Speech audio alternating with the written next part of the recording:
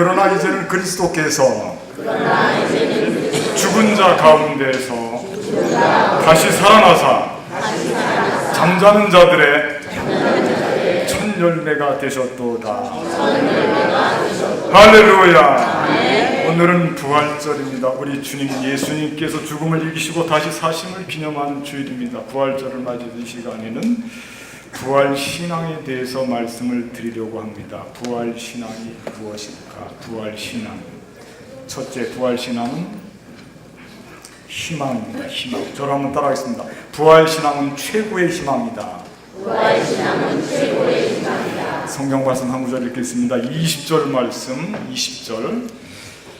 그러나 시작. 그러나 이제 그리스도께서 죽은 자 가운데서 다시 살아나사 잠자는 자들의 첫 열매가 되셨도다. 아멘. 그렇습니다. 예수님께서 부활하신 첫 열매가 되셔서 우리 모두는 죽음, 사망, 권세를 이기고 부활하신 주님 뒤에 부활을 꿈꿀 수 있는 희망적인 존재가 되었습니다. 세상의 사람들은 이렇게 이야기합니다. 죽음을 이길 수 있는 것이 무엇일까? 아무것도 없다. 죽음이 끝이다. 이것이 세상의 주장입니다. 죽으면 끝이다. 그러나 우리는 다릅니다. 죽음을 끝으로 받아들이지 않습니다. 죽을 때 넘어갈 수 있습니다. 저 옛날 애굽에서 이스라엘 백성들이 탈출하기 바로 직전 그날 밤에 죽음의 사자가 각각 모든 집안을 들어가서 처음 난 모든 것들을 다 죽였습니다. 그때 하나님께서 이스라엘 백성들 히브리 사람들에게 문지방의 문설주에 피를 바르게 하고 그 피를 보고 죽음의 사자가 넘어가는 사건이 생겼습니다.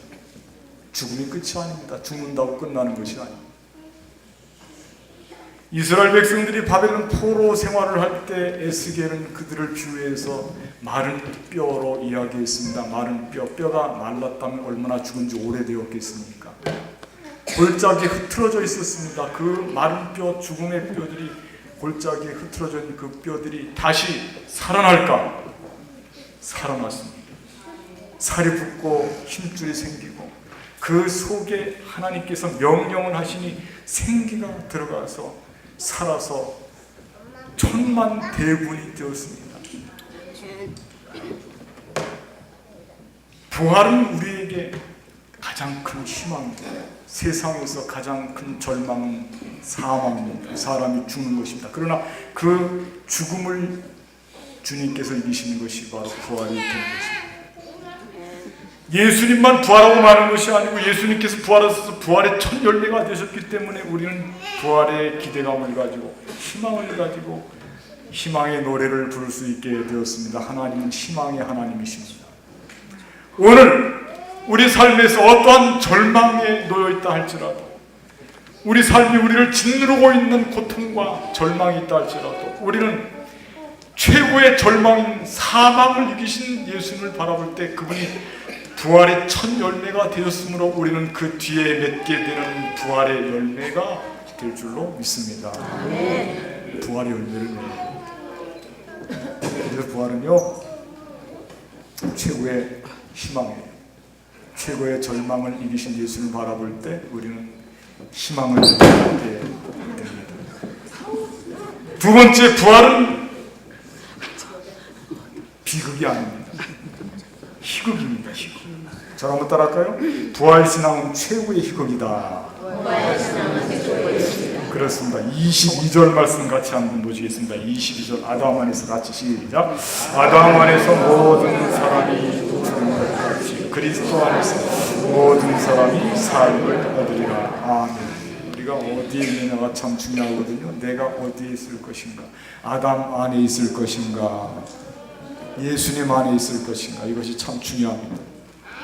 아담 안에 있다고 하는 것은 우리는 아직도 여전히 죄 가운데 있다고 하는 것입니다. 아담이 가지고 있는 원죄의 피가 있습니다. 그 피를 해결하지 못하고 우리는 죄에 눌려있는 인간의 상태에 있다고 하는 것입니다. 그러나 우리가 예수님 안에 있다고 하는 것은 이 원죄의 피를 말끔히 씻어내신 십자가에서 보혈을 흘리신 예수님을 통해서 우리는 원죄의 문제를 해결하고, 우리는 그 원죄 때문에 생기게 되는 비극, 죽음, 사망, 저주, 비극적 결함, 이런 모든 것들을 극복하고 예수님 안에서 우리 인생은 비극으로 나아가는 것이 아니고 희극으로 나아가게 되는 것입니다. 저 옛날 아리스토텔레스는 시학에서 사람들이 가지고 있는 결정적인 결함이 있다고 생각했습니다. 문학적인 용어로 쓰자면 그 결정적인 결함을 하마르티아라고 합니다. 사실 그 하마르티아는 성경의 말씀으로 하면 빗나가다는 뜻으로서 죄에 대한 표현입니다. 사람들은 평소에는 잘 살고 뭔가 잘 될 것 같고 희망적인 것 같은데, 만일 그가 아담의 피의 문제를 해결하지 못하면 결정적일 때 그는 비극적인 결함을 해결할 수 없게 된다고 하는 것입니다. 그래서 모든 사람들은 비극의 삶을 살 수밖에 없었습니다. 그 속에 아담의 피, 원죄의 피가 흐르고 있기 때문에 그렇습니다. 그런데 예수님께서 우리에게 이 비극적인 결함을 해결할 수 있는 원죄의 피를 말끔히 씻을 수 있는 보혈을 십자가에서 죽음으로 우리에게 허락하셨습니다. 그래서 우리는 예수님의 피로 말미암아 이 비극적인 결함, 원죄의 피를 말끔히 씻어내고 새로운 피조물로 거듭나게 된 것입니다. 누구든지 그리스도 안에 있으면 새로운 피조물이라, 이전 것은 지나갔으니 보라 새 것이 되었도다, 이렇게 고백하고 있습니다. 아무리 겉으로 볼 때는 멀끔하고 잘 되는 것 같아도 우리 속에 비극적인 결함, 원죄의 피가 흐르고 있게 되면 우리는 저주받은 인생, 버림받은 인생입니다. 예수님께서 십자가에 달려 죽으실 때 이런 말씀을 하셨습니다. 고통스러워서 엘리 엘리 라마 사박다니, 나의 하나님 나의 하나님 어찌하여 나를 버리셨나이까. 예수님도 하나님의 비밀을 이해하지 못했습니다. 예수님도 하나님의 비밀을 알지 못했습니다. 그 십자가상에서 마지막 순간 하나님도 나를 버리셨다 고백했던 것입니다. 하나님께서는 하나님의 비밀을 아직도 그 누구에게도 한 번도 말씀하지 않고 묵묵히 침묵하고 그 십자가에서 마지막 버림을 당한 예수님을 바라보고 있었습니다.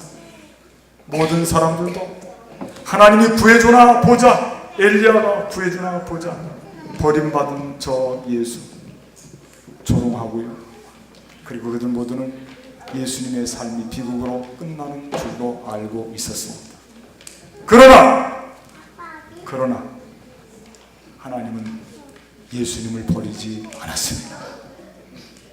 그러나 하나님은 예수님을 포기하지 않았습니다. 끝까지 붙들고 계셨습니다. 하나님의 때가 있을 뿐입니다. 하나님의 때, 부활의 때입니다. 베드로는 하나님께서 예수님을 붙들고 계셨던 것을 버린 돌로 표현했습니다. 건축자들이 돌 하나를 발견했는데 그 돌은 너무 모양새도 없고 사람에게 다치게 하고 거치는 돌이고 쓸모가 없다고 판단했습니다. 그래서 그 돌을 아낌없이 건축자들, 전문가들이 갖다가 버렸습니다. 그런데 그 버린 돌을 하나님께서는 왜 이 돌을 버렸노 하고 다시 하나님이 그 돌을 가지고 와서 가장 중요한 모퉁이, 성전 모퉁이 머릿돌로 세웠습니다. 버린 것이 아닙니다. 사람들은 다 버리고 사람들은 저주했습니다. 그러나 하나님은 끝까지 예수님을 버리지 않고 붙잡아 놓고, 그리고 예수님을 하나님께서는 성전 모퉁이에 머릿돌로 세워주신 것입니다. 십자가는 비극입니다. 십자가는 저주입니다. 그들 당시 인사할 때 모두가 이렇게 인사를 했습니다. 야, 너 다른 건 몰라도 십자가는 지지 말아라. 무슨 뜻이냐면 십자가는 사형수가 지는 것입니다. 극악무도한 죄인이 지는 것입니다. 그러므로 살면서 십자가를 지는 일이 없어야 된다고 판단했습니다. 그러나 그 십자가는 비극에서 희극이 되었습니다. 예수님께 제자들에게 말씀하시기를 누구든지 나를 따르려거든 자기를 부인하고 자기 십자가를 지고 나를 따를 것입니다. 이 말씀은 저주의 말씀이 아니라 최고의 축복의 말씀인 줄로 믿습니다. 아멘. 십자가는 축복이 되었습니다. 희극이 되었습니다. 십자가는 희망이 되었습니다. 십자가 때문에 우리는 살게 되었습니다. 십자가 때문에 행복하게 되었습니다. 아멘. 주님이 부활하셔서 그랬습니다. 그러므로 부활은 우리의 삶을 비극적인 삶에서 희극으로 해피엔딩으로 만들어 놓으셨습니다. 이 모든 것은 하나님께서 하신 것입니다. 죽은 자들 가운데 예수님을 살려주심으로 말미암아 우리는 지금 비극의 삶을 살고 있지 않고 가장 아름다운 희극의 삶으로 나가게 되는 것입니다. 세 번째, 이 부활신앙은 뭐냐면 싸울 수 있는 용기, 투쟁입니다. 저를 한번 따라하겠습니다. 부활신앙은 죽음의 세력과 싸우는 것이다. 아멘. 그렇습니다. 부활신앙은 죽음의 세력과 싸우는, 우리 26절 말씀 한번 읽어볼까요? 26절 말씀 아주 중요한 말씀이죠. 맨 나중에 같이 시작. 맨 나중에 멸망받을 원수는 사망입니다. 아멘. 맨 나중에 멸망받을 원수는 사망. 죽음의 세력과 싸우는 거예요. 부활의 사람들은 죽음의 세력과 타협하지 않습니다. 어둠, 죄악, 불의, 악독, 저주, 교만, 그리고 욕심, 이 모든 죽음의 세력입니다. 이것과 맞서서 싸울 수 있는 용기를 예수님을 통해서 우리가 갖게 된 것입니다. 신앙은 끊임없는 싸움입니다. 첨예합니다. 예민합니다.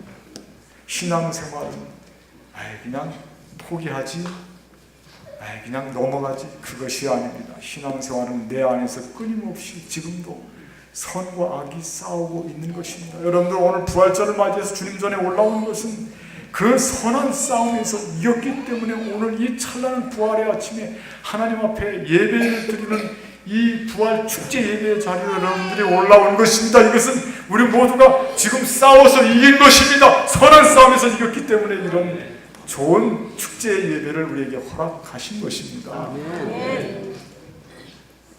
신앙생활은 싸움입니다. 바울은 내가 선한 싸움을 싸우고 믿음을 지키고 달려갈 길을 달려갔다 고백했습니다.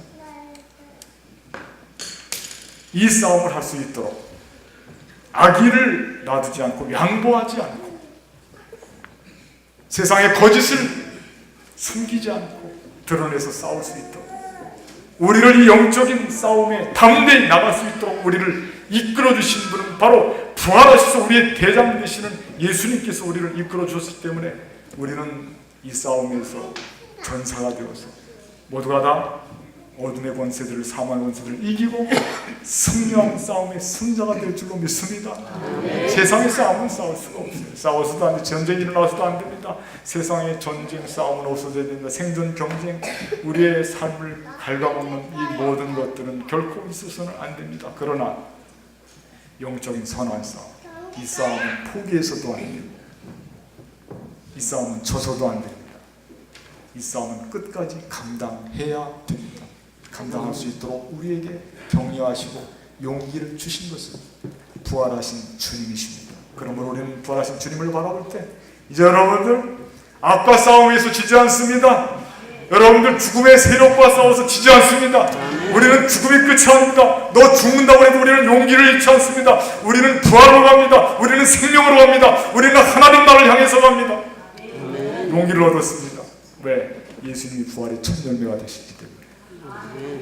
부활절 이 아침에 주님 앞에 나와서 부활 예배를 드리는 우리 모두에게 이 선한 싸움에서 승리하시고 싸움의 전사가 되어서 악한 세력을 물리치고 이제 십자가 군대가 되어서 우리에게 맡긴 귀한 선한 싸움 잘 감당하시고 마침내 우리가 주님 앞에 있을 때, 부활 주님 앞에 있을 때 잘했다 멸류관받고 칭찬받는 우리 모두의 삶이 되기를 주님의 이름으로 간절히 부탁을 드리겠습니다.